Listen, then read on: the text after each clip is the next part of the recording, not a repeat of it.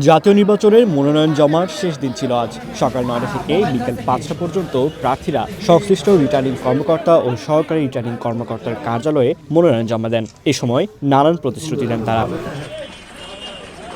দুপুরে রিকশায় চড়ে ঠাকুরগাঁও ১ আসনে মনোনয়ন জমা করেছেন বিএনপির মহাসচিব মির্জা ফখরুল ইসলাম আলমগীর। এর আগে এক আলোচনা সভায় তিনি সাম্প্রদায়িক সম্প্রীতি ও গণতন্ত্র প্রতিষ্ঠার কথা বলেন। এই ঠাকুরগাঁওয়ের মানুষ আমরা এখানে কিছু শান্তিপূর্ণভাবে বাস করি। আমরা হিন্দু, মুসলমান, বৌদ্ধ, খ্রিস্টান, আমরা সবাই ভাই ভাইয়ের মতো বাস করি। এখানে অনেকে চেষ্টা করে কিছু বিভেদ সৃষ্টি করার জন্য, কিন্তু আমরা ঠাকুরগাঁওতে কিন্তু এই বিভেদ আমরা কখনোই করিনি এবং আমরা কখনো করবো না ইনশাআল্লাহ।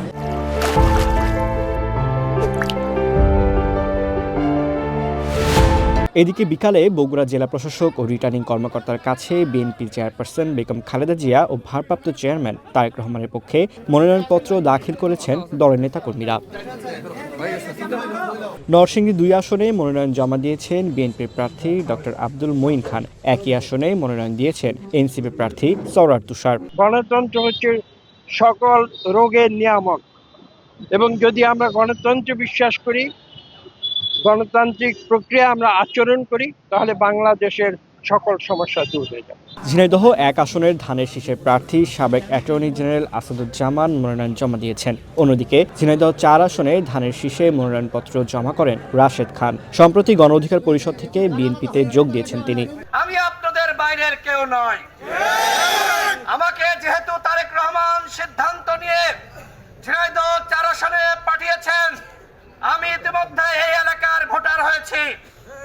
যেহেতু আমি জাতীয় পর্যায়ে রাজনীতি করি, যারা জাতীয় পর্যায়ে রাজনীতি করে তারা বাংলাদেশের যে কোনো জায়গা থেকে নির্বাচন করতে পারে। ফেনীর ৩টি আসনেও মনোনয়নপত্র জমা দিয়েছেন বিএনপি প্রার্থীরা। এছাড়া চাঁপাইনবাবগঞ্জ, কুষ্টিয়া, মানিকগঞ্জ সহ দেশের প্রায় প্রতিটি জায়গায় উৎসবমুখর পরিবেশে প্রার্থীদের মনোনয়ন দাখিল হয়েছে। আগামী নির্বাচনটি হচ্ছে আমাদের জাতির জন্য, নির্বাচনী পরিবেশের জন্য এবং এদেশের ভোটাধিকার প্রতিষ্ঠার জন্য খুবই গুরুত্বপূর্ণ। দুর্নীতিমুক্ত, সন্ত্রাস এবং চাঁদাবাজ মুক্ত, আধুনিক, উন্নত, মানবিক চাঁপাইনবাবগঞ্জ, বসবাসযোগ্য চাঁপাইনবাবগঞ্জ গড়ে তুলতে চাই। জনগণের যে সাড়া, আশা করছি দাঁড়িপাল্লার বিজয় হবে ইনশাআল্লাহ।